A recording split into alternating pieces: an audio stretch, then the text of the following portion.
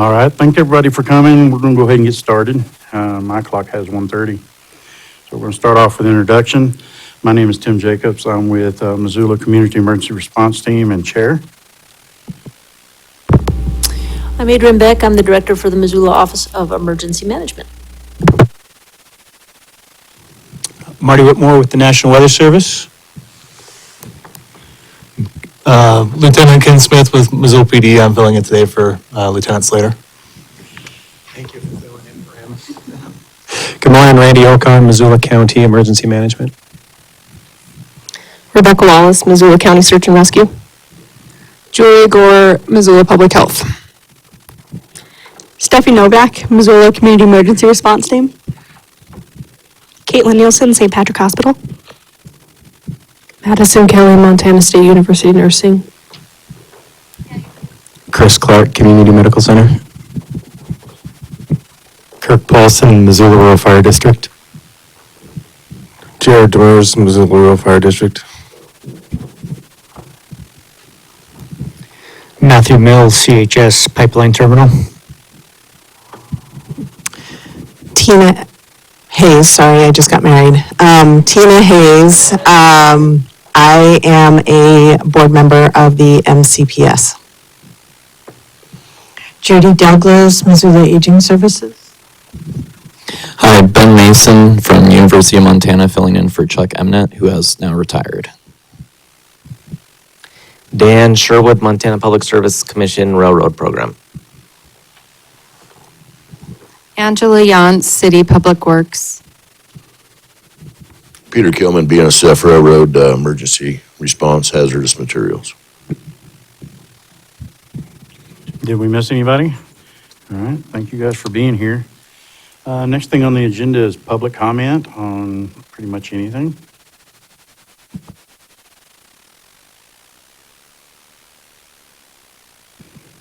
Going once, going twice. We have somebody added there.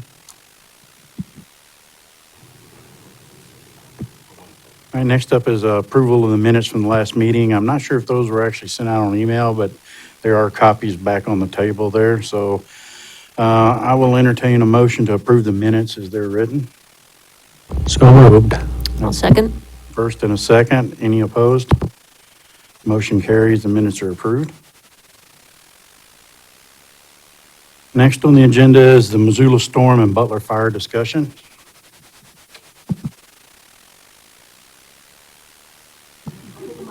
Okay. Apparently that's going to be Randy and Adriane. So what we thought we would do today, instead of our kind of community presentation, is just have an opportunity to do a quick kind of overview of two significant events that happened kind of back to back. One, first, the Butler Creek Fire, as well as then the severe storm that I think probably everybody in this room was impacted one way or another from that event. You want to kick it off? Yeah. We've rehearsed this. Yeah. Clearly. You see how clean that was? So just as an overview, July 24th, also saw a record-setting heat of 102 for our area. We had an ongoing incident, Miller Peak Fire, that was ongoing and really took a lot of our focus. It was set up in a location with that wind that we learned about that morning from the incident meteorologist. Set up a location that it could make a pretty good push down into the I-90 corridor and cause some other problems, and also start new fires with that wind. Our fuels and temperature looked prime for having large fire growth. So we were pretty focused on that fire potential associated with that wind. So a storm hits about 9 o'clock, 2108. I think somewhere, I don't know the time, 81 miles an hour at the airport with 109 up at Mount Sentinel. So significant wind seemed to be pretty, initially those 911 calls were pretty isolated to the city limits with not as big an impact in the county, the rest of the county. So between 7 o'clock at night and 0700 the next morning, our dispatch center usually sees about 100 calls for service in that period. We had 1,170 calls for service in that 12-hour period. initially with 4 on-duty dispatchers, and then we called in 5 extra. So about 21:30, our call volume exceeded the capacity of the center to intake, so they automatically, through a predefined system, got kicked up to Flathead County Dispatch. Yes. So, in a community the size of Missoula, we only have so many 911 trunks that we have available to us. We are actually overbuilt for our population, but it's still never going to be enough to handle the type of call volume that happens in these types of events. We're very fortunate in Missoula County that we are on the same system as Flathead County, which is a pretty like-sized center, and they do things the same way that we do. And many communities in Montana do not have the ability to roll their calls to another center, certainly not one of like size. Even though we are geographically not next to each other, the way that works is that there's a little bit of delay when that 911 call is ringing, and then it's picked up by 911 dispatchers in Flathead County, who then route that call back through a different mechanism, so using a 7-digit dialing instead of a 3-digit dialing, to notify us of what that kind of critical components of those calls are. Perfect. Thanks, Adriane.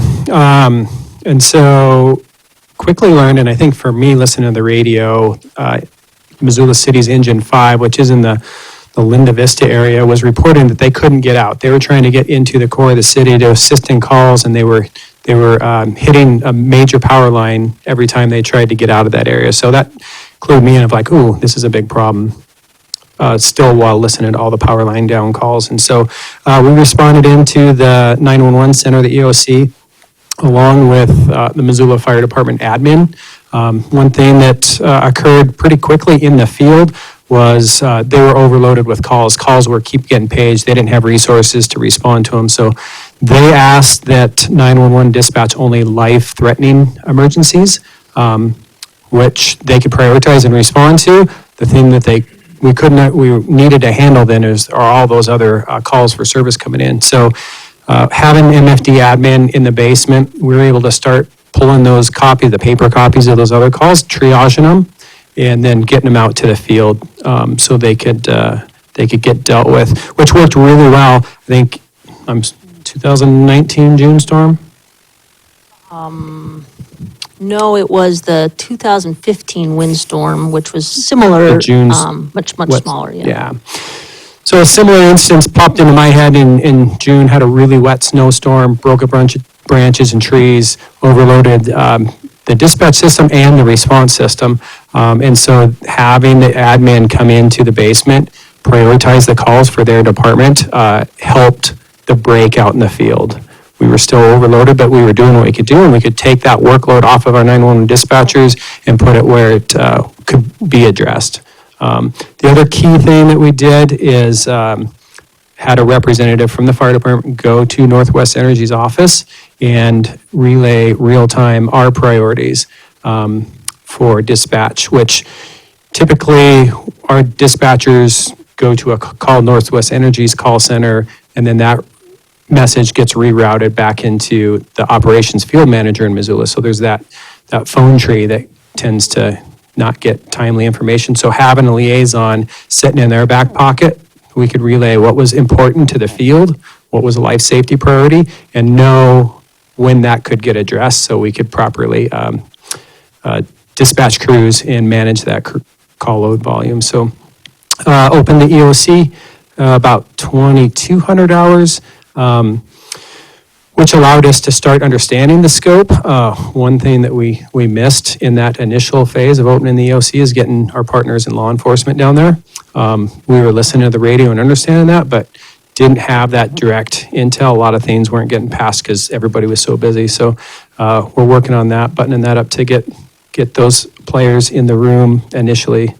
And then, so that next couple days, there was 40,000 people without power, lots of debris, lots of roads blocked. And then our communication sites, we understood pretty quickly, there was a couple key communication sites that were without power. One of them didn't have a generator on it. We had to cut our way into the road system to be able to connect that to a generator to get that back up.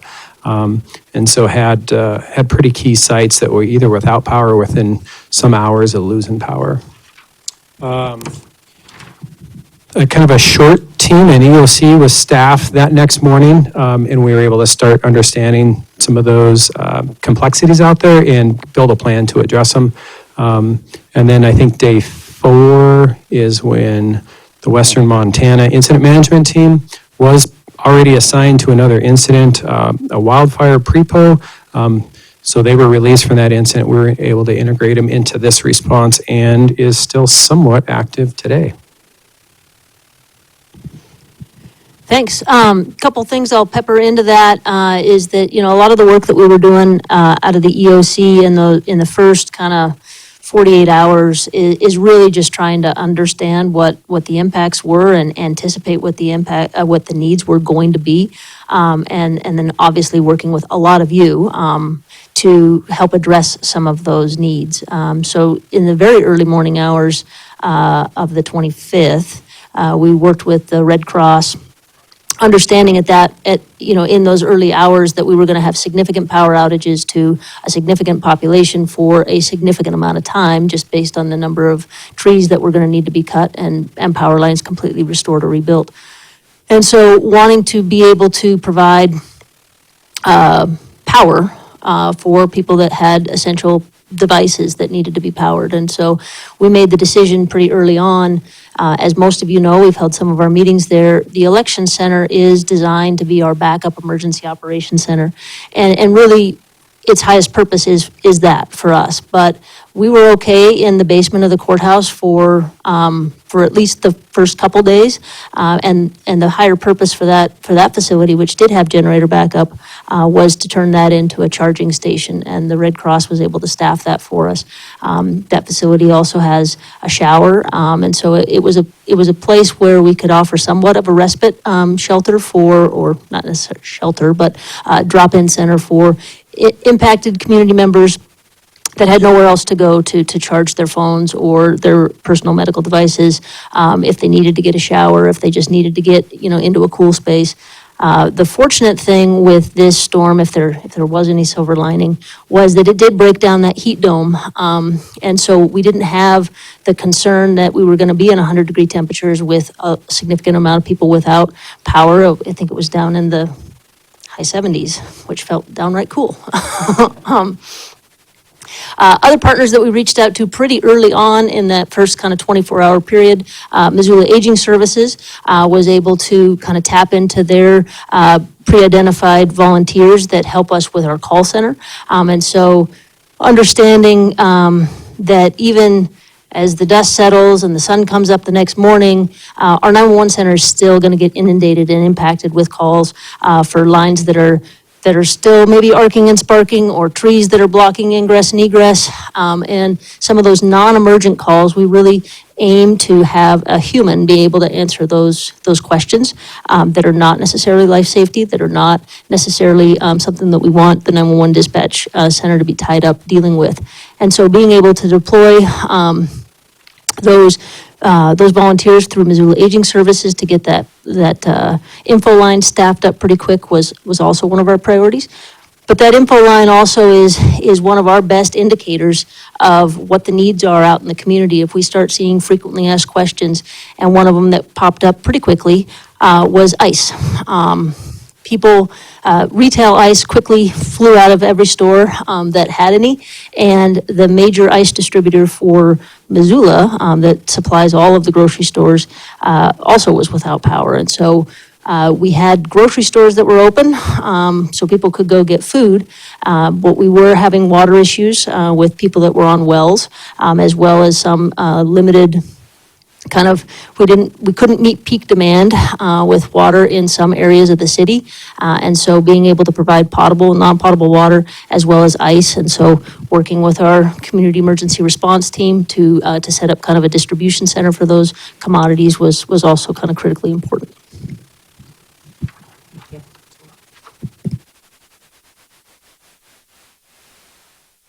I have one. So are we doing some kind of SWOT analysis or something based on what we learned from this storm to improve our plan for next time? Yes, so we conducted an after-action review with city and county departments that were kind of heavily involved with either their resources or impacted by, or continue to still be impacted, to talk through not only our emergency operations plan, how it went, and to Randy's point, some of the earlier coordination that we needed to have in the EOC to have kind of a whole picture of what the needs were. And that has been completed. We have not written the report yet. I guess my biggest thing was, does Northwestern know they need to make sure the iSky always has power? Depends on time of year. Right. Yeah, and it was interesting, just Northwest was working off of, a residential coding or building coding system. And so that area was coded as like a commercial so their priority was residential. And so that building within that area that was a second priority to them was critical. And it was, I don't know, half a day's of conversation before we could get that message to them. And they were like, okay, yeah, no, that makes sense to us. We'll move that up, so. Yeah, and I want to emphasize kind of the importance of some of the coordination that happens out of the EOC and being able to communicate with those critical infrastructure partners, whether it was the hospitals, making sure that they were okay on their generator backup, or the Missoula Electric Co-op and Northwestern Energy, and having them feeding us information so that we could anticipate what those needs were going to be. Understanding how long power was going to be out in certain areas allowed us to think about the resource needs well ahead of, well, at least that was our goal, is to be ahead of what those requests were going to be, because we were able to anticipate some of those things. And so that coordination with those partners was really, really critical.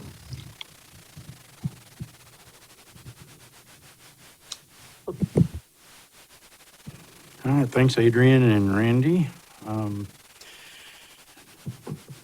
You sit down with your other mic, because the next thing on the agenda is the pre-disaster mitigation plan update with Adriane.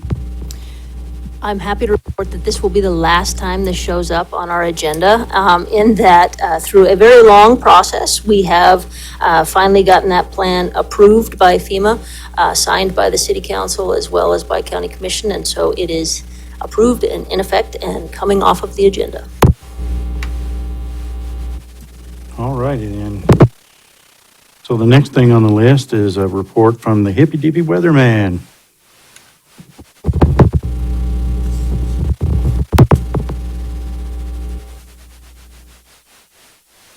All right, I got a bunch of tabs up here. We'll see if they loaded correctly. This one's got most of the frames in there. Figure a little eye candy here first with their second big hurricane that they've had recently in the Gulf. This one's Milton. I'm sure you guys are following it. You can't hardly avoid it. It's the difference in, you guys talking about this thunderstorm and derecho that we had on the 24th, the difference in scale and how far advanced you can get messaging. You know, this thing's 4 days. That's maybe the one bright side, if there is any to it, a hurricane, is you can usually see these things a long ways out before they start creating impacts, where the thunderstorm event was sort of a quick wrap up. We had thunderstorms in the forecast. I don't think we saw until the day before started getting an indication how strong that thing could be. And even right up to the end, we didn't forecast 81 miles an hour. That's just nearly unheard of. So that was even different than this last Friday's event, which was a synoptic event, not really a thunderstorm event, more of synoptic winds. And we were able to get earlier lead time out and some planning. So that's kind of the scale here. Anyway, this thing, I don't know if it's still at a Cat 5. It certainly went to that highest classification, 150 mile an hour plus winds, and expect it to, I think, be 4 or 5 when it makes landfall. So if you want to dive into that a little bit more on your own, there's a great, the Hurricane Center gets pretty popular website this time of year. You can quickly look at not just this area, but you can even look over in the Pacific, East Pacific, and see if sometimes we actually get rainfall offshoots from hurricanes. But you can go into a myriad of things and look at timing. Probably the best one is this timing of the winds that they can look at. And I see they're even doing one with probabilities, the sort of the worst case or earliest possible time that areas might get hit, and then the most probable one. So folks can do a little extra planning on that. But anyway, I just found today that the team is down there with the remnants of the previous hurricane cleanup. So it's interesting. So. It was Cat 4 when I left the house, so. Okay, yeah. So I don't want to talk too much about the past since our last meeting, but just a little bit. You all remember July and August were very different months here for the summer. July was some of the strongest heat we've seen for quite some time. Some comparison to 2007 was another very prominent July around here. The extremeness didn't quite match it this year to 2007, but the length of duration in a couple stretches did. And this, you can see this in the dark blue line. Here's this between this line and this line of July, and all these values that are way up here in the red. And even the overnight lows are nowhere near the normal low, which is kind of the difference between the green and the blue line. So very warm month, and then we get into August, and you see it's much more in that normal range with just a few spikes of heat. And then if we look down here at precipitation, when we started out June, we were about normal. We'd actually sort of caught up to normal. Then we got drier in June than we normally have. Every time you see a little stair step, that was a rain event. So when we're in the brown, we're in a deficit for the year. Pretty well flatlined through July, other than a couple week convective week in the sense of precip events in July. But that's typical. July and August are typically pretty dry. But we had that real wet, kind of cool, snow in the mountains type event in September. Another week went after that also produced some stuff that we were messaging Glacier National Park and things like that for snow. But we're nowhere near caught up. And then we've flatlined since then. Great fall weather. And so we've had a bit of a resurgence in fire danger. And, we talk to the forests every week on calls. We were into prescribed burning planning calls with them, and now they've sort of gotten back into wildfire scenario, and they don't have the resources that they had during the summer, of course, too. So it's a little bit different management style for them. So where does that leave us? The last drought update, we do this weekly, so they're actually they're in the midst of authoring this week's drought update. Not many changes for Montana. I think they're expanding this really exceptional drought into Lemhi County. A lot of fire activity, down in Lemhi County and stuff is producing some of the smoke that we'll look here later. But anyway, from the Blackfoot River Basin, where we've been extreme nearly all summer, on down into southwest Montana is pretty bad. Northwest Montana has had some improvement over the summer, particularly in August, but they're drying out again like everybody else. So that's kind of where we were here in the past. If we look at the here and now in the short term, this is our water vapor imagery from goes west. Here off to the right, you can see that hurricane down in there. But I just wanted to show you this real prominent ridge feature. There's a little bit of moisture with the blues and the whites in there, but overall, this is a pretty dry ridge. If you've been following it, they've had some exceptional heat down in California and southwest Montana. Again, in fact, Phoenix today will be their 14th straight day of breaking a daily high temperature record.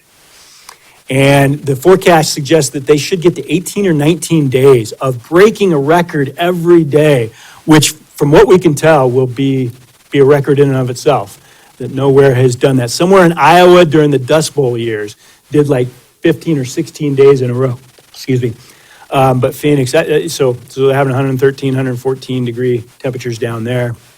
For us, the ridge has just been super nice, I guess, from a temperature standpoint, getting out, but it has caused that bit of resurgence in fire danger. Anytime this ridge sort of flattens over us and we get a little bit more southwest flow, we start worrying about winds. We have some concern tomorrow, a little bit of breeziness almost every afternoon. Some concern tomorrow, particularly southwest Montana. We've been talking to our fire partners down there about not red flag, but borderline, up there, a concern. So they'll have to be worried about that. And also those fires in Lemhi County will keep producing smoke probably, for sure. So that ridge, when those get here, they're strong and they don't like to move. So they're pretty stable scenarios, and it's going to continue. Other than brief periods of flattening of the ridge where it may cool close to near normal, I think that ridge is going to be a strong feature. And here's our 6 to 10 day forecast.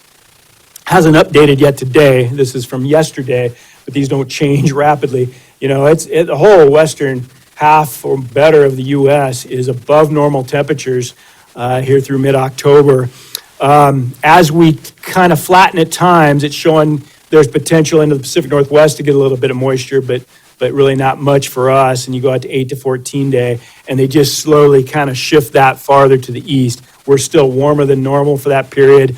And again, maybe some signatures of periodic precip, light precip probably, near our area, but that's the way the middle term looks like.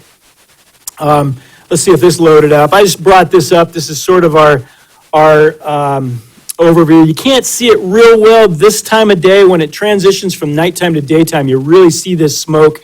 You can kind of picture it here, but a lot of smoke issues that we've been dealing with that we don't always have to deal with in October, although it's not unheard of. We watch the air quality quite a bit. For the most part, it's not been too bad, over the Missoula area. It's kind of nice. You can look at this sensor and get a little bit of a history. Let's see if I can do more charts. I think you can kind of go back and look and where it gets bad. October 4th was when we had that wind event. We got a little bit extra smoke. Not a lot of fires directly upstream of us, so we're sort of fortunate there. But now we've had some daily, because of that ridge. It's a real stable pattern. We've had some at least hourly issues at times, but nothing like they've had, down in Salmon. Actually, it's not doing too bad right now. It's better than it had been. They've been pretty nasty, unhealthy smoke conditions for quite some time, with not a lot of relief on the horizon. But if we go farther out, and maybe this will expand, we go farther out, we can start talking about the winter. When it comes to the El Nino, La Nina oscillation, we're in a neutral phase right now. We were El Nino winter last winter, which generally is a poor snowpack, and it did work out as a poor snowpack, especially in the mountains last year. Also, temperatures under an El Nino sometimes are a little bit flighty. So we have mixed precipitation at times, freezing rain at times, snow at times. It's a tougher thing to forecast, often a bigger impact for the roads and airports and things like that when it's like that. All signs are pointing toward transitioning to a La Nina. So the equatorial Pacific being cooler than normal, coming up into, by the time we get into November, late November timeframe. And that really changes the convection around the equator, and it actually changes the storm pattern. And a typical La Nina will look like this. It'll bring the polar jet down close to the northern Rockies, and we get into a more consistent storm track, and therefore we tend to get quite a bit more winter. Generally, the cool temperatures on a jet stream are always north of the jet, a little bit warmer, and on the south side of that jet. So the northern tier of the U.S. under La Nina are generally wet and cool, and then the southern tier, that La Ninas are when California often gets really droughty, if it lasts the whole season or even multiple seasons. You have to figure out what the strength of the La Nina is, though, because a strong La Nina, meaning really strong cool temperature, cool anomaly in the equatorial Pacific, is different for our winters than a weak La Nina. This one looks like it's going to be a weak La Nina. This is a series of models that they run, and the line across here is 0 degrees. So in other words, zero anomaly, I should say, not 0 degrees, but a zero anomaly, normal for a sea surface temperature. Almost all the models point toward cooling into the fall. You can see not everyone. That's the way modeling works. So if you look at sort of the mean of those, of this purple line, they all depict kind of cooling into that maybe 1 degree or 1.5 degree anomaly. And that really is on the verge between a weak and a moderate La Nina, which is important because if you look at how our snow tends to work, we broke these up into strong La Ninas, moderate La Ninas, and weak La Ninas. Anywhere on the blue here, you're seeing cooler than normal winters, and the red warmer than normal. You see the weak La Ninas have the best signature, or best predictability, if you will, for temperatures. And it just, that changes where the storm track is, so we're probably susceptible to more Arctic influences under weak La Nina than we are moderate and strong. Actually, it's kind of all over the board, or maybe you'd even say those tend to be warmer than normal. So we've been watching the strength of the La Nina for temperatures. They all tend to produce snowier winters, so we didn't really break those up. But these are all La Ninas. But you see, it's not clear cut. We've had some La Ninas that we actually had drier than normal winters, in those browns. But where we've had our extreme winters, those tend to almost always be La Nina events. And here, if you can look at these lowest two are Missoula and Seeley Lake. So you kind of divide it above normal snowfall, near average, and below average snowfall. Really what it does, La Ninas tend to eliminate the below average snowfall category. You're not completely, 13% of those La Ninas have been below, but you really see we have quite a bit of confidence in saying near to above normal snowfall, and a little bit less so, but fairly good confidence saying near to below normal temperatures. And this is just another way of looking at that, but also showing you the difference between a neutral and an El Nino. So here on the left, it's a very good correlation for snowfall being near to above normal. In the middle is neutral, and that can be anything. Maybe the best correlation is near normal, but it can be anything you want, anything possible. And then El Ninos tend to be dry, but it's just not a slam dunk. So we'll always try to give you probabilities. So what does that really look like now going forward? If we look at the October through December outlook, not much is signature for temperatures, and this come from the Climate Prediction Center, but we start looking wet, and that has to be in November, December, because much of the rest of October looks dry. I won't say all of it. It looks like we could be looking at a pattern change somewhere around the 20th, 21st of October to a flattening ridge, more of a zonal westerly flow. But October's probably going to end up drier than normal. So this above normal is really coming from November, December. If we go November through January, becomes stronger across all the northern states, but not much of a temperature thing. But when we get into the core of our winter, December through February, pretty good signature of wetter than normal, and now we're starting to see that below normal temperature. We go on to January through March, even a stronger cool. So that means to get the snowpack, probably keep the snowpack rather than get it, melt it off, get it again, melt it off. Be great for the mountains to have that water supply. I think it's even better to live with down here in the valleys. If you don't have many freezing rain events or mixed precipitation types, you just deal with snow. I'm not saying we won't have any this winter, but that's typically the thing. And maybe I guess that's it. That's all the farther I looked out was through March, but holding on to that wetter and cooler than normal. So that's what it's looking like this winter. Thanks. Thank you, sir. All right, next thing on the agenda is emergency alerts issued this quarter. Adriane. All right, well, so Marty, you're telling me I need to get my snowplow contract underway. All right, so emergency alerts issued since our last meeting in July. Actually, it was a very busy alerting period. We had 22 alerts that were sent out. A lot of those are not only an initiation of an alert, but also a cancellation of the alert. 3 of those were related to the severe storm. We had an alert that was sent out to a relatively small area within Missoula city limits that had a shared common fence that was electrified. It was a shared fence that went through everybody's backyard, and it was about 100 homes. So we sent out that alert in the early hours. And then some water conservation alerts for very specific pockets within Missoula City that needed to conserve water, and/or a complicated message if they happen to be on the STEP program for their treatment. The remainder of those, though, were related to wildfires, in that we had alerts issued for the Miller Peak Fire, the Bible Lane Fire, which was out near Alberton, and then the Butler Creek Fire. Okay, thank you. Next up is the LEPC Standing Committee reports, starting with the IMT Oversight Committee.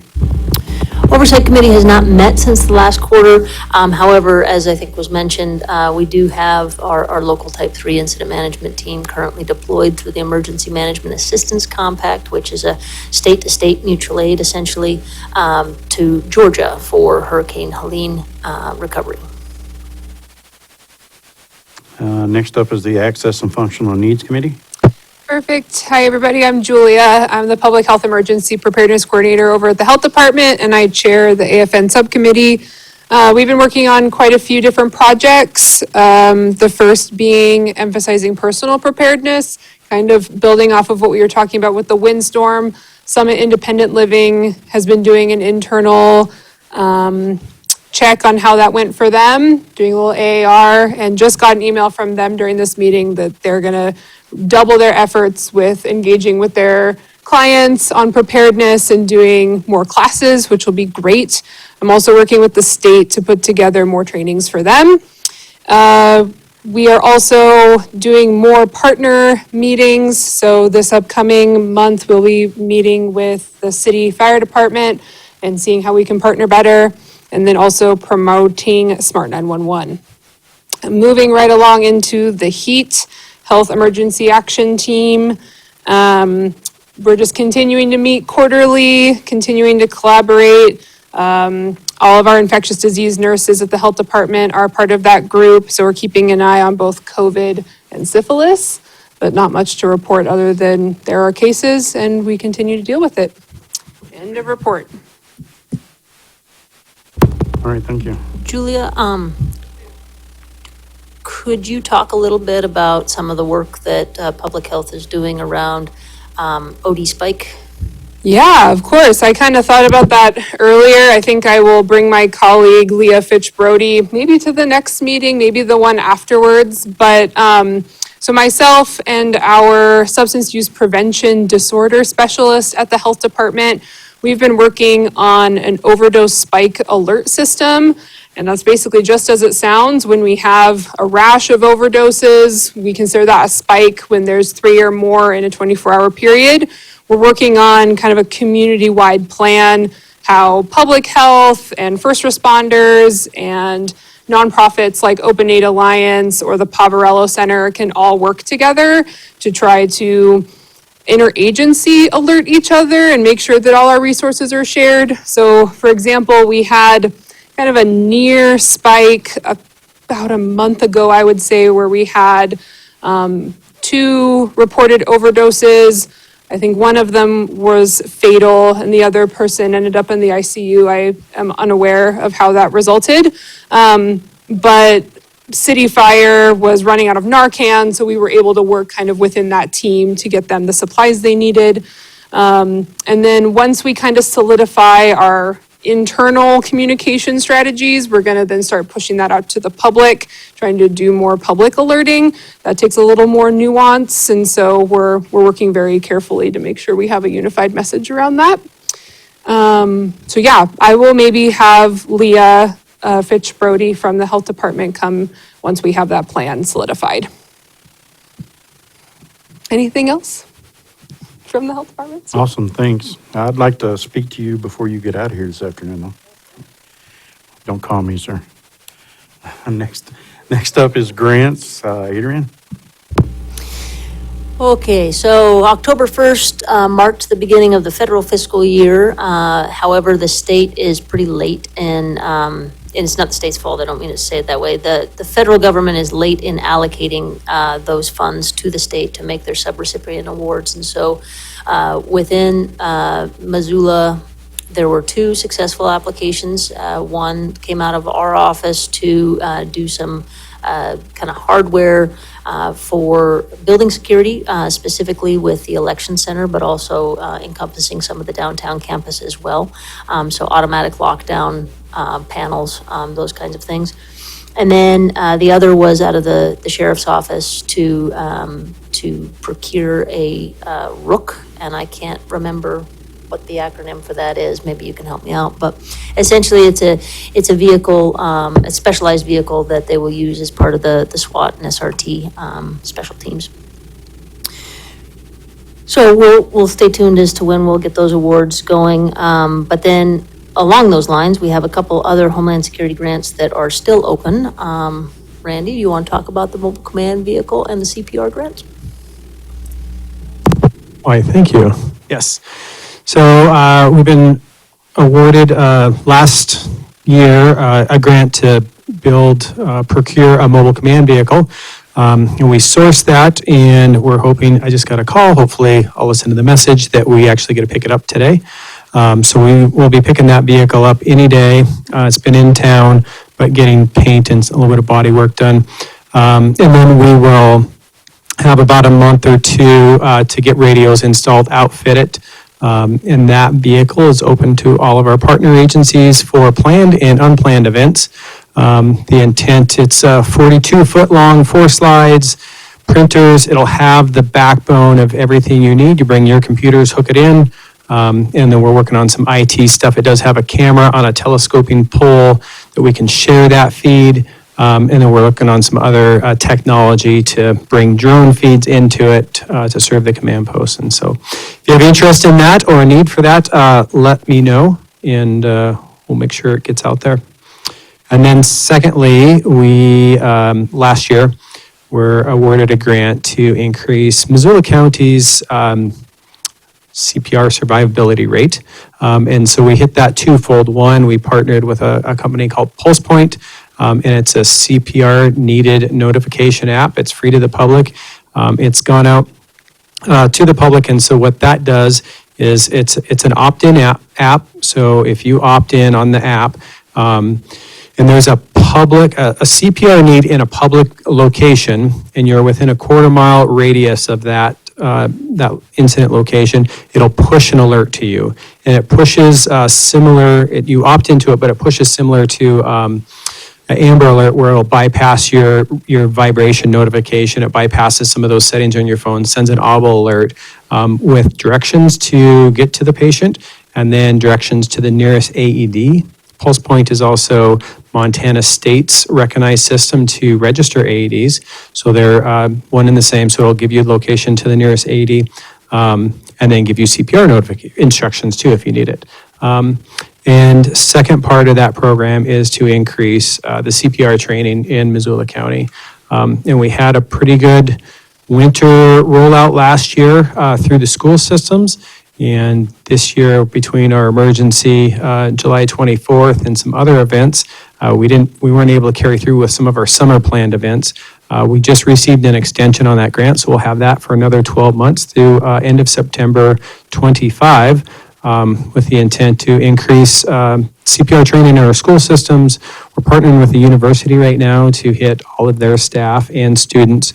And then in the summer, the intent was to hit the farmers markets with a hands-only CPR, with the goal of 20,000 new or recertified trained CPR providers. So if you have an interest in taking a class or putting on a class, give us a call. We have funding, we have supplies. We can definitely make that happen. Couple other grants I'll go through pretty quickly. The CPC grant, this is through DNRC, Missoula County. Within our office, we house the responsibilities for the county fire warden. And so we were successful in getting some grant funding to increase kind of our footprint with that role. And so this summer was the first summer where we had some additional funding available with the intent and continuing to build that out to just be more visible and coordinate a little bit more with our local fire departments. Randy was super successful this summer in kind of pulling together fire departments to do kind of just-in-time critical weather briefings, figuring out how many resources we had available ahead of those events, and then coordinating kind of that again, just-in-time mutual aid or kind of critical mission task forces from amongst our agencies in Missoula, so that anyone who's having a bad day, we could move that much quicker to get resources needed in that time. So we'll continue with that. Additionally, in kind of the off-fire season, we'll be working with DNRC to do a little bit more in our fire occurrence data reporting, so that we can get some better numbers to them. So looking forward to that.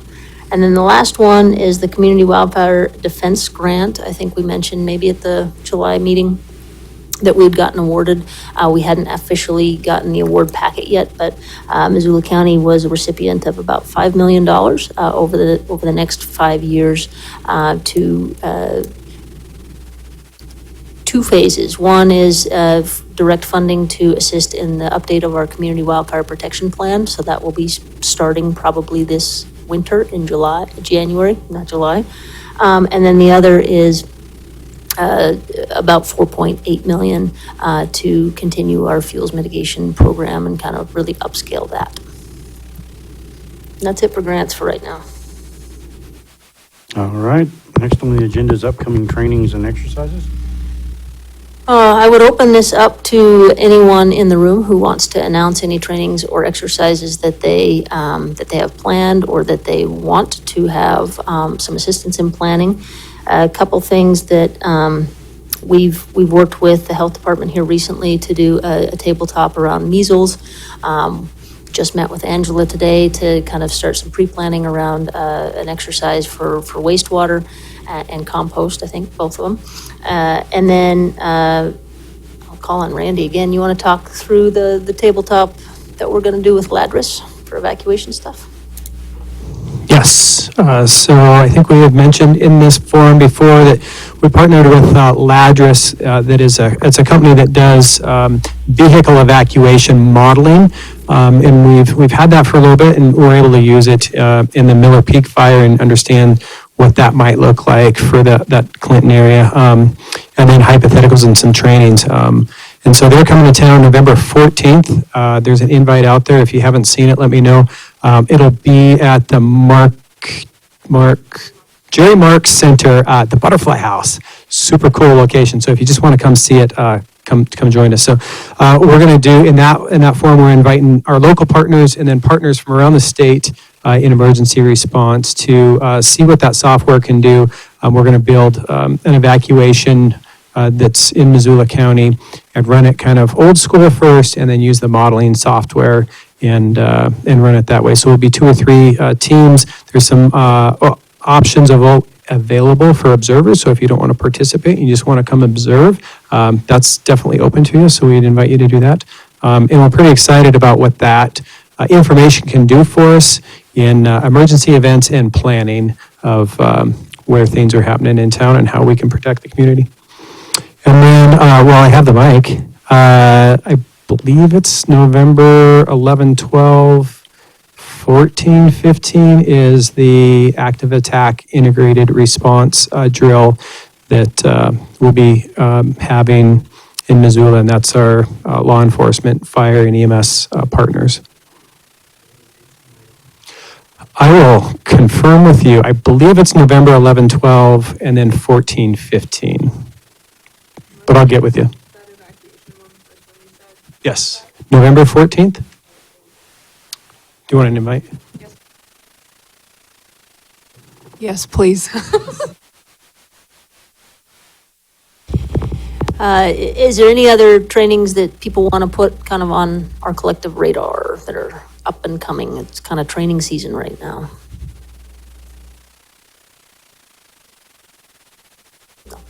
Do you want to talk about your exercise and how things went?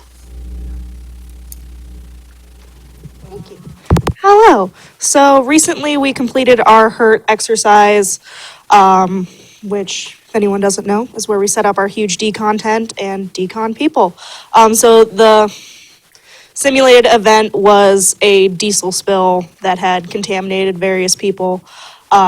So we were able to, even with our smaller than normal team, set up our tent and then fully simulate running people and mannequins through, which worked. We were able to use the resources that we got with our HMEP grant through the county to properly, decon people and use those new resources and test them and kind of test some other theories.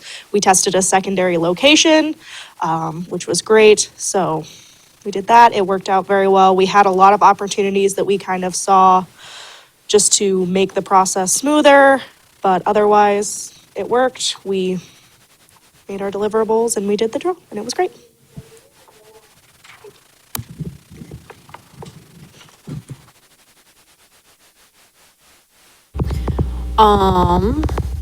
Chief Paulson, do you know of any hazmat incidences that are noteworthy in the last quarter? Any statewide hazmat issues that you're aware of? Okay. I believe that the state hazmat plan is getting rewritten, new draft. It should be out for public comment sometime soon, but I haven't gotten an official date on that. Do you know? Okay.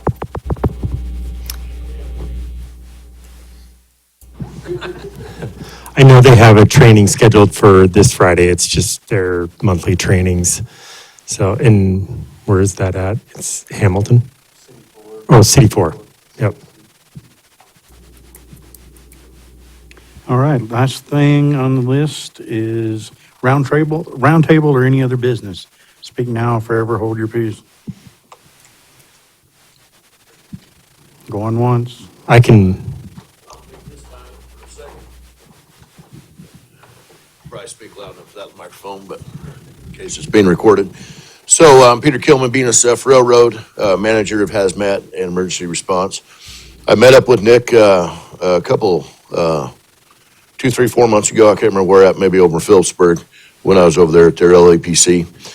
And the railroad, I'm up here in Montana, came up in January, and our goal is to touch all of our communities that we operate in.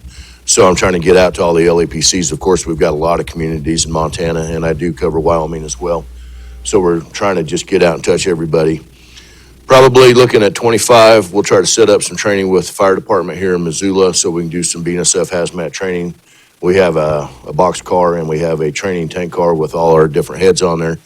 And I also have a training trailer that we use. Here in Missoula, we keep our fire trained. So we have 4 cars. One of them is a monitor car to where we can blast out over 100,000 gallons of water if we need it on the right-of-way, or we can support fire department, fire trains if they need water in remote locations where we can get our train to. We also keep C kits here, chlorine kit here in Missoula as well, if needed. And then we have C kits, and we have quite a few pieces of equipment scattered around the state, up in Havre, up in Whitefish, here in Missoula, over in Livingston and Billings, and throughout the region. And we keep a lot of water spill, oil spill response equipment, booms, and recovery equipment in the state of Montana. So anyways, I look forward. I'll probably work with Nick and you guys all just to set up some training later on, looking at 25 to where we really set something up and do a big amount of training. That's all I have. Thank you. Thank you. Anyone else? Oh, the weather guy. Oh, boy. I know I've said enough, right? Now, Adriane mentioned some of the events that they've spun up some calls, and I want to give kudos to Office of Emergency Management, and I think Randy facilitated the one on Friday, spun up a partner call and got the Weather Service involved, and I think I wasn't there, but the people in the office thought it was one of the better calls that they've had ahead of that wind event. We definitely are always open to that sort of thing. In fact, pleading to be more that than sit in front of a computer and pump out numbers that we don't know how they're used. So that's great. Said also, I think that you're going to kind of get involved in a little bit of UM home football support. That's good too. We've offered up that service as well. We generally do a spot forecast for them, but I think there's probably more planning. And Ben, I don't know if you will be involved in any of that. It's often campus police, I think, that does the lion's share of that. But if there's any planning meetings ahead of events, I think that's where our services be best used. Some offices actually deploy to games, when there's convection potential all year long down in the southeast, but I'm not sure that would be necessary. So another thing, wildfires often present flash flood risk afterwards, so they go out with bear teams, the burn area emergency response teams that go out and assess the severity of burns, and then we go in and look at that compared to impacts. So we do have a bear team output from Miller Peak Fire, and then we've been up to visit it a little bit. It looks like it's mainly just the Miller Peak Road. There's already had some water over it once. I don't know if any houses are in danger, but I don't know. In the past, we've done some door-to-door education for homes up there. We could talk about that, Adriane, sometime down the road here. And along those lines, we finally hired a service hydrologist, now Leanne Allegretto, who's been sort of the assistant in our office. She's also a Met in our office too, so she's in place and a familiar name to you folks, so. Anyway, so. Thank you. Anyone else? Anyone at all? Going once? Going twice? All right, I believe that'll wrap up the meeting. Thanks, everybody, for coming.